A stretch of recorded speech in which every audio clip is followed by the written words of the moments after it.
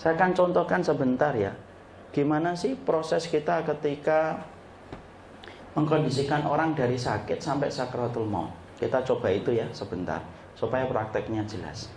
Tolong agak minggir yang di tengah. Kiblat mana ini Om? Sana. Kita akan bagi ya.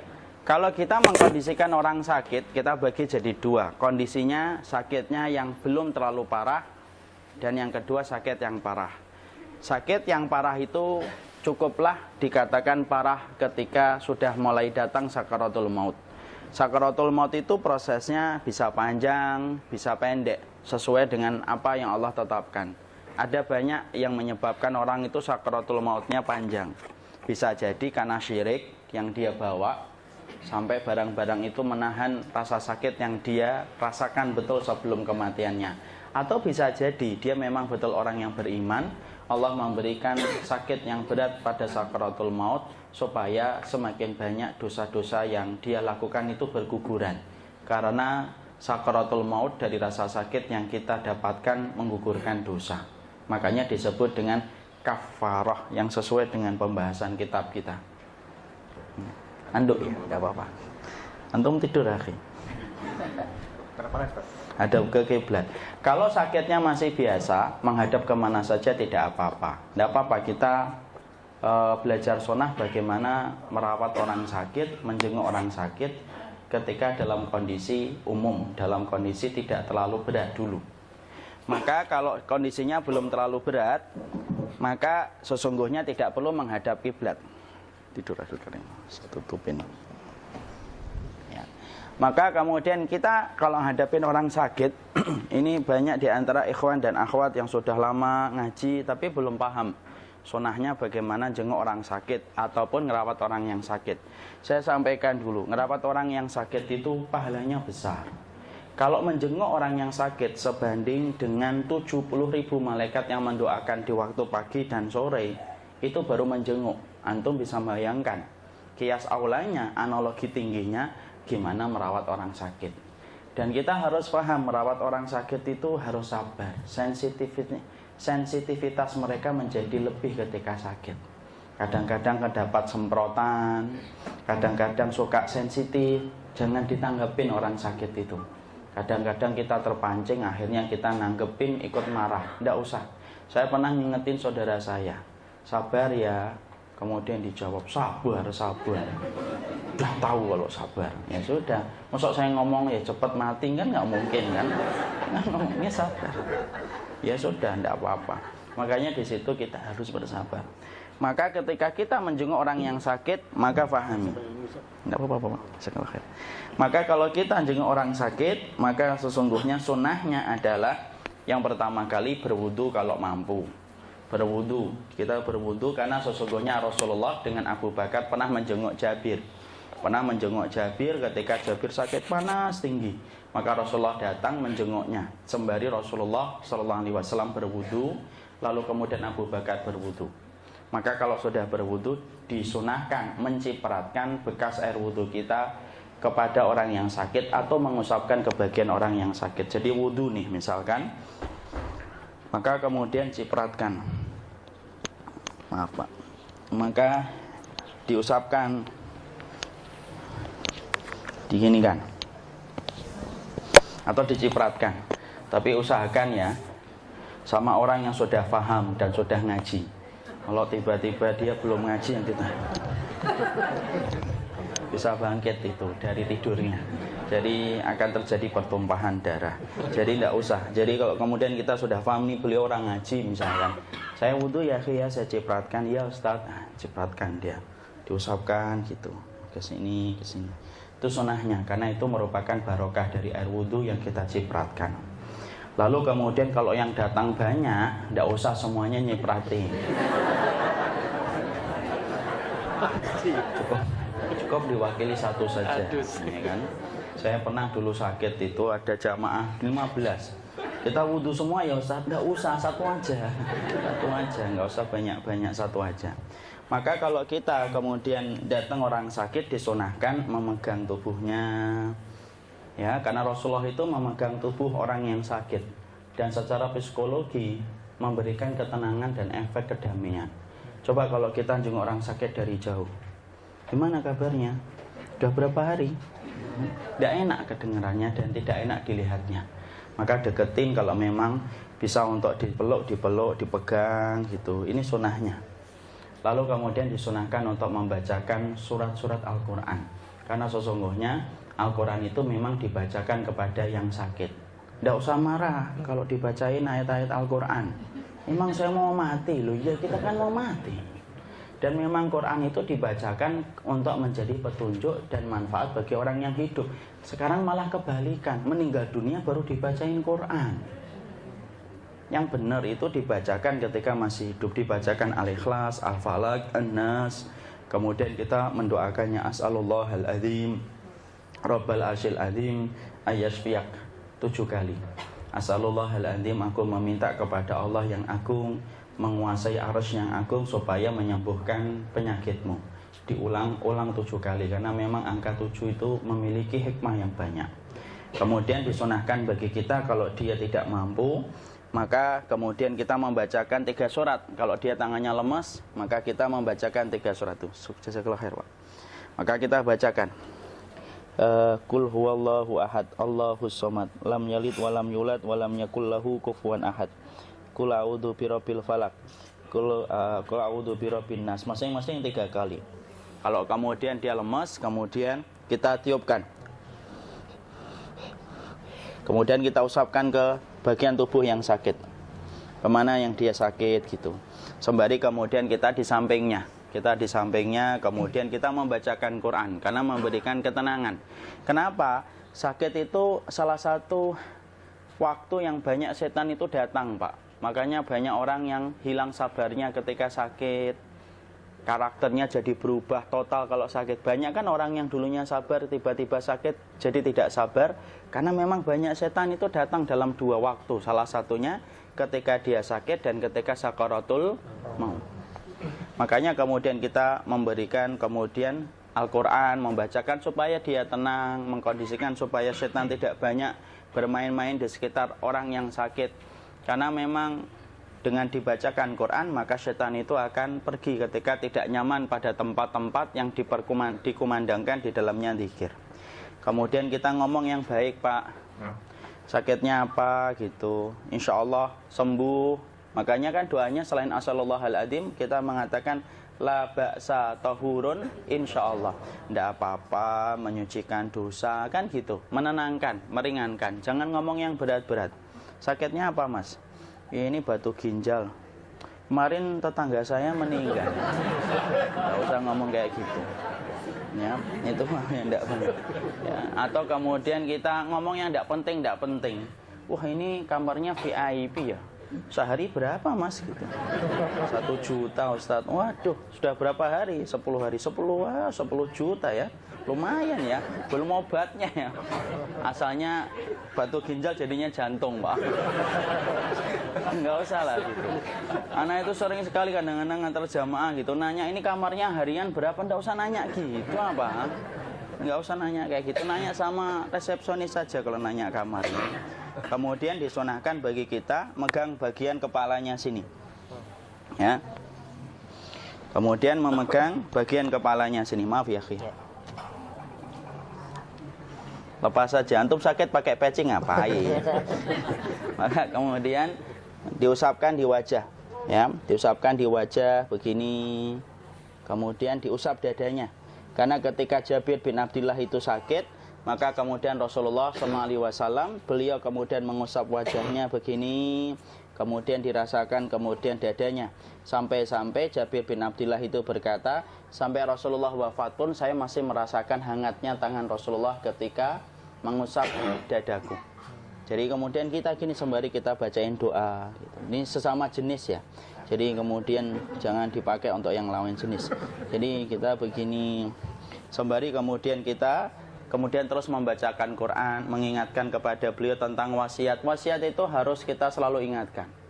Dan saya ingatkan bapak-bapak dan ibu, wasiat itu merupakan bagian dari sunnah yang hari ini terlupakan. Nulis wasiat itu harta apa, kemudian kalau non harta bagaimana, titipkan ke sahabat kita, ke suami kita, atau ke istri kita, kalau memang mau ada anak-anak kita. Dan itu penting karena sesungguhnya semua para nabi, bahkan Rasulullah sendiri pun selalu meninggalkan wasiat. Dan wasiat dirubah bisa sesuai dengan konteks keadaan. Contoh, kita akan berwasiat nanti kalau saya meninggal sepertiga, saya titipkan kepada ustadz itu. Perkembangan waktu ternyata terlihat akhlaknya tidak baik misalkan. Kemudian kita coret namanya, kita ganti ustadz yang lain. Boleh dirubah kalau wasiat itu. Dan wasiat itu termasuk bagian dari sunnah. Ketika sakit dan ketika kita kondisi mau safar, itu kemudian kita berwasiat semacam itu. Maka inilah yang kita lakukan. Ya, kembali kemudian kalau menjenguk itu yang paling afdal di sebelah kanan. Disinilah yang paling afdal untuk menjenguk orang yang sakit itu. Kalau memang bagian kanannya sudah penuh, ya sudah. Berarti duduk sana, samping kiri. Ya, karena memang kalau Rasulullah selalu mengambil posisi kanan ketika beliau menjenguk orang sakit. Gimana kita kalau kondisi keluarganya? Sudah kondisi keluarganya, terus mengingatkan dia untuk sabar, memperdengarkan murotal, membacakan Quran, supaya dia bersabar. Maka itu bagian dari kewajiban kita ketika sakitnya, masih sakit yang bisa, dia sakitnya belum sampai parah. Sampai di sini ya, paham ya? Sekarang sakitnya ketika mulai berat. Sakit itu ketika mulai berat, maka disunahkan dalam satu riwayat. Tentunya ada perbedaan para ulama ya. Yaitu adalah disunahkan untuk menghadapkan ke arah Ka'bah. Sebagaimana satu riwayat dari Ma'rur radhiyallahu anhu. Maka ada satu sahabat yang minta diarahkan ke arah kiblat ketika menjelang sakaratul mautnya. Proses sakaratul maut itu dapat ditandai dengan indikasi ketika matanya sudah mulai ngelihat ke atas ataupun sering terpejam walaupun kita memanggil. Contoh, antum namanya siapa, akhi? Willy. Antum lihat ke atas, akhi.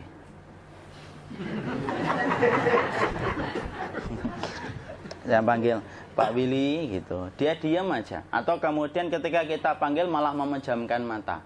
Coba, nah. Terus kemudian di sininya nangis biasanya. Terus kakinya di situ sudah mulai agak kaku. Itu proses sakaratul mautnya sudah mulai datang. Sakaratul maut itu juga kemudian ditandai ketika sekumpulan malaikat duduk sejauh mata dia memandang. Fajalasu indamudil basar. Jadi kemudian kata Rasulullah dalam riwayat Barok bin Azib, malaikat itu datang kemudian berkumpul sejauh mata orang ini memandang ketika mau meninggal dunia. Malaikat itu kalau dia orang yang beriman, maka malaikatnya berpakaian putih, membawa kain kafan dan membawa minyak wangi dari surga. Fajalasu indamutil basar. Sejauh mata dia memandang di sonono. Makanya kadang-kadang kan kita kalau tidak paham ngomong, melihat apa sih bu? Gitu. Bu melihat apa? Gitu. Tidak usah digituin. Dia melihat sesuatu yang berat yang belum pernah dia jumpai seumur hidupnya. Maka kemudian tanda sakratul mautnya sudah mulai kelihatan. Kemudian dadanya sudah mulai sesak ketika ini. Terus kakinya sudah mulai kaku dia. Sudah mulai begini. Nah itu sudah mulai sakratul maut mulai datang. Sakratul maut itu ada intinya. Intinya disebut dengan naza. Tahu naza ya? Naza itu proses dicabutnya ruh, itu namanya naza. Nah itu naza. Nah itu naza. Keras dia, cabutnya itu keras. Makanya kemudian itu naza. Dan naza itu jangan kita kira ini. Saya ambilkan gambaran yang paling gampang. Pernah nggak kita dengar kisah orang di penjara dicabut kukunya? Dengar itu ngilu atau tidak ngilu? Ngilu. Itu kuku, Pak. Bisa bayangkan ruh dari sini. Di sini ada ruh ya, makanya dicabut ini kan sakit sampai ujung jempol. Dicabut dari sini, makanya kemudian kalau sampai hanya meneteskan air mata di situ kita paham. Dicabutnya kuku aja kita ngilu, bayangkan. Satu kuku itu. Ini ruh ini. Ini ruh. Sampai Rasulullah SAW aja lemah. Rasulullah itu ketika di atas pangkuan Aisyah. Di atas pangkuan Aisyah, beliau sempat melihat Abdurrahman itu, adiknya ibunda Aisyah itu bersiwak. Saking lemahnya Rasulullah itu Rasulullah itu cuma ngeliatin Abdurrahman itu yang pakai siwak itu. Kemudian Aisyah itu, ibunda Aisyah nanya, Rasulullah engkau pingin siwak ya Rasul? Rasulullah sampai tidak jawab. Hanya memberikan tanda bahwasanya sebenarnya beliau pengen siwak. Kemudian Aisyah ngambilkan siwak dengan bantuan Abdurrahman. kemudian diginikan, kemudian dipegangkan itu ke tangan Rasulullah, disiwakin mulutnya Rasulullah. Itu Rasul, Pak. Orang yang paling tahan dengan rasa sakit itu siapa kalau bukan Nabi? Orang yang tidak pernah ngeluh sepanjang hidupnya itu siapa lagi kalau bukan Rasul, Pak? Puncak keimanan adalah tidak mengeluh. Salah satunya adalah tidak mengeluh. Dan Rasulullah adalah orang yang berada pada puncak iman. Itu pun semacam itu beratnya. Ya. Maka ketika sakaratul maut semakin berat, maka kemudian yang nangis-nangis, tolonglah berhenti dulu nangisnya. Tidak kuat Ustaz, tidak tega. Iya, kita juga paham, sedih. Tapi nangisnya pergi dulu. Kenapa? Saya khawatir ini akan menyempitkan hatinya, menyesakkan dadanya. Orang dengar nangis itu biasanya tidak suka, Pak. Bapak kalau dengar bayi nangis sama bayi ketawa lebih senang mana? Bayi ketawa. Karena secara fitrah itu berat kalau dengar orang nangis. Makanya yang nangis-nangis, aduh Pak Willy gitu. Nanti ajalah pergi dulu. Dan ngomong jangan ngomong yang baik. Jangan ngomong kecuali yang baik. Ya Allah, nanti ini susah ini matinya, itu susah matinya. Karena Rasulullah SAW itu mengatakan, "Fala taqulu ilal khair, fa innal malaikata yu'minuna ala ma taqulun." Kalau ngomong itu mbok ngomong yang baik gitu loh. Malaikat itu ngaminkan apapun yang kalian ucapkan, dan itu dalam konteks ketika Rasulullah mengingatkan ketika sedang berada dengan orang yang akan meninggal dunia. Malaikat lagi banyak-banyaknya, Pak, cuma kita tidak ngerasa. Maka kemudian ketika sudah masanya, maka kemudian malaikat mau turun, set, kemudian duduk di sini, di atas kepalanya. Makanya dicabut dari sini. Mungkin ada yang berkata, emang semuanya ngerasain sakaratul maut, Ustaz? Iya. Gimana orang yang tidur? Gimana orang yang tertabrak langsung meninggal dunia? Kita saja yang ngerasa tidak sakaratul maut, tapi sebenarnya sakaratul maut. Gambarannya gampang. Pernah ketindih atau tidak pernah ketindih? Pernah ketindih. Kalau kita ketindih, Mas Willy ngerasain berat atau enggak? Berat. Tapi kemudian orang di sekitar kita ngerasanya kita tidur biasa atau tidak tidur biasa? Tidur biasa. Padahal kita gitu. Itu langsung. Orang di samping kita baru nanya, kamu kenapa? Kita ketindih hebat itu orang di sekitar kita itu enggak ngerasa apa-apa. Ngerasanya tidur biasa, padahal kita ketindih itu. Itu baru ketindih. Jadi jangan kemudian kita mengatakan bahwasanya orang kau tabrakan, ketabrak truk gitu. Tidak ada sakaratul mautnya, Ustaz. Kok tidak ada sakaratul maut itu loh? Adalah sakaratul maut. Cuma matamu, perasaanmu tidak mampu menjangkau peristiwa sakaratul maut orang lain, karena itu perkara gaib sampai nanti kita yang merasakan sendiri. Ya. Maka malaikat maut turun ke sini. Makanya ketika sakaratul maut sudah datang, maka yang baca Quran hentikan. Kenapa? Oh, memang gitu. Ya. Jangan semakin kenceng. Ayo Pak, insya Allah Pak, gitu. Al-Baqarah Pak, Al-Baqarah Pak. Al-Kahfi, Al-Kahfi. Enggak lah. Yang baca Quran berhenti dulu. Kemudian digantikan dengan kita mentalkin. Antum agak ke sana dikit. Masya Allah ya. Orang yang meninggalnya kooperatif ini.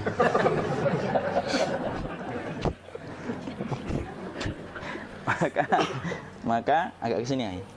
Maka disunahkan kita untuk mentalkinnya. Nanti ketika mentalkin jangan terlalu sering, jangan terlalu membebani. Jangan terlalu sering itu la ilaha illallah, la ilaha illallah. Tidak gitulah. Berat nanti dia ngerasakan. Di situ Imam Qurtubi juga menyampaikan, jangan terlalu sering karena itu memberatkan dadanya. Jadi ketika mentalkin, saya sampaikan, boleh diganti atau enggak Ustadz? Enggak lah, talkin itu ibadah. Ibadah itu tauqifiyah. Tauqifiyah itu enggak usah diganti. Karena Rasulullah mengatakan, lakinu ala mautakum la ilaha illallah. Talkin orang yang meninggal di antara kalian dengan la ilaha illallah. Enggak usah diganti Allah Ustadz yang lebih singkat, lebih pendek. Enggak usah. Subhanallah Ustadz, enggak usah. Kenapa? Karena talqin sudah ditetapkan ucapannya oleh Nabi, begitulah kita mencontohnya. Jadi tidak usah diganti. Cara mentalqin, jadi kalau keadaan sudah tenang, tolong kalau sudah sakaratul maut jangan ditinggalkan. Karena sesungguhnya pertempuran setan itu pada detik-detik kematian semacam ini. Dan betul-betul berusaha untuk menjadikan dia murtad. Nanti makanya di situ di buku nanti dibahas kan, pertempuran setan itu sampai detik-detik orang mau mati itu sudah ayo kufur, murtad aja tuh, kamu sakit kan? Nah, itu kayak gitu. Makanya jangan ditinggal. Capek gitu kok nggak meninggal gitu ya. Udah gantian mas. Dan jangan kemudian meninggalkannya. Mangkat dulu gitu. Enggak lah, janganlah. Terus ditampingi terus. Kalau bisa ya sudahlah, berikan waktunya kita untuk sementara waktu itu betul-betul berkhidmah kepada orang yang kita cintai terakhir kalinya. Cara kita kemudian mentalkin adalah, yaitu adalah di sebelah kanannya, la ilaha illallah. Biarkan dia mencerna dulu, tidak usah buru-buru kemudian kita langsung nimpali lagi. Dia mencerna dulu sembari kita doakan, peluk, ya Allah dimudahkan gitu. Kalau ada orang yang bisa ngucapin la ilaha illallah, itu siapa yang memberikan itu? Ustadznya memberikan kekuatan Allah, Pak. Karena ngomong aduh aja sudah tidak mampu. Makanya Allah berfirman dalam surat Ibrahim, yusabbitullahu alladhina amanu bil qawli tsabit fil hayatid dunya wa fil akhirah. Allah teguhkan perkataan orang yang beriman dalam kehidupan dunia dan akhirat. Dunia itu ya ketika menjelang kematiannya. Makanya dia bisa ngomong la ilaha illallah. Sebenarnya ngomong aduh aja udah gak mampu. Kalau bisa ngomong, dia pasti ngomong aduhnya dulu. Tapi Allah yang menggerakkan. Ngomong la ilaha illallah. Makanya mangkana akhiru kalamihi la ilaha illallah dakhalal jannah. Barang siapa akhir kalamnya itu adalah la ilaha illallah, pasti masuk surga. Makanya kita lagi la ilaha illallah. Dah. Cerah dulu. Enggak usah minta diburu-buru ya. Enggak usah gini. Ayo la ilaha illallah. Ayo.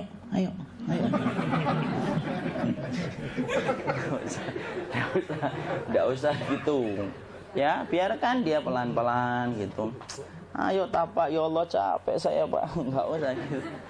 Ya, ucapkan la ilaha illallah. Kemudian dia mencerna. Lalu kalau dia sudah mengatakan, untuk mengatakan la ilaha illallah.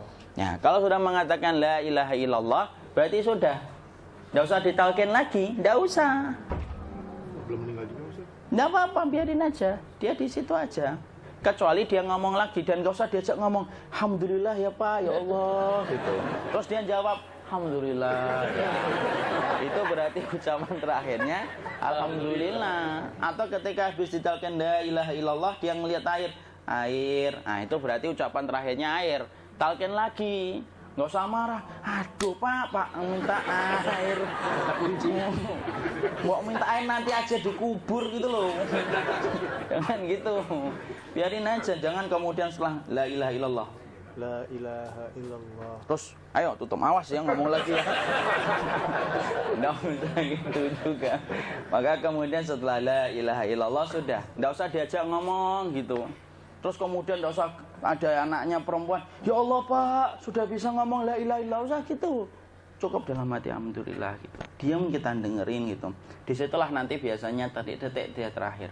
Dia nanti ngeliat di sini Pak, prosesnya itu nanti kaki langsung sebagian jempol dingin dia. Kaki, telapak kakinya langsung kalau kita geningkan dingin kayak kaki yang kena AC langsung. Kemudian dia langsung ningkup gini. Dikit dia, mulai kaku dia. Atau kalau enggak, gini dia.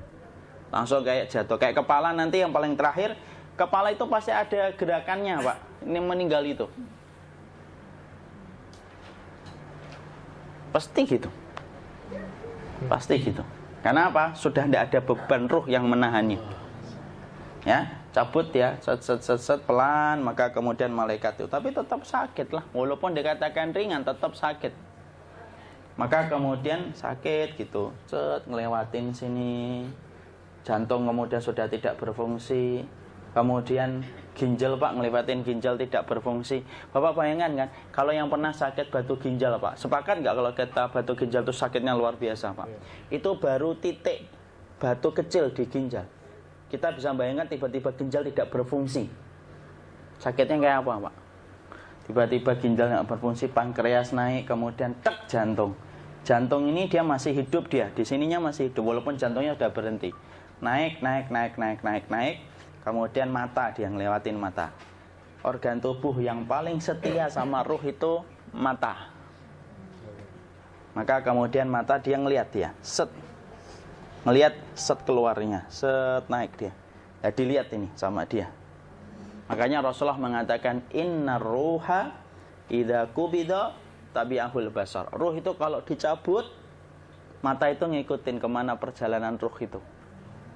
Makanya ada yang meninggalnya gini. Ya itu bukan tanda su'ul khatimah. Itu tanda fitrahnya mata ngikutin ruh. Atau kemudian bukanya sedikit. Ada yang kayak senyum, Pak. Ada yang kesini yang keringetan. Nah, itu tanda husnul khotimah. Ada yang senyum.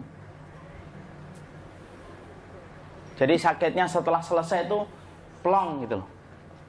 Makanya kemudian ada yang tersenyum. Maka itu tanda. Kalau kita ngelihat orang yang membuka mata kayak gini, tidak usah takut. Cepat-cepat kemudian kita nanti tutup. Biasanya kalau terlalu lama, itulah yang menjadikan ini tidak bisa ditutup. Makanya harus pakai kapas akhirnya. Karena apa? Karena pas meninggal nggak langsung ditutup. Biasanya karena perawat takut, dokternya juga nggak tahu itu, dibiarin itu. Makanya ada beberapa mata yang ditutup pakai tensoplas kan? Sebenarnya kalau langsung bisa nutup dia, fitrahnya nutup mata itu. Jadi kemudian kita baca Allahumma firlahu warhamhu wa'afihi wa'fu anhu atau bismillah wassalatu wassalamu ala rasulillah, tutup. Bismillah. Tidak usah takut. Kecuali buka lagi ya, ini baru kita kabur bareng. Kalau buka lagi Pak, Insya Allah Pak, ya Allah, ya kita kabur bareng-bareng Pak. Diusap Pak, diusap gini. Ini enggak disenggol gini enggak. Begini kan, sudah meninggal dunia. Tangan boleh begini, boleh diluruskan, enggak ada ketentuannya. Boleh gini, boleh kemudian lurus. Nggak usah disalahin kalau ada yang lurus. Lu itu tangannya gimana sih? Posisikan kayak sholat. Nggak ada perintah kayak gitu. Jadi kemudian dikondisikan saja. Terus maka kemudian dipijit-pijit, akiknya dikeluarin, kemudian jamnya dilepas, gigi palsunya dilepas kalau ada, ya. Kemudian apa? Setelah itu, coba buku.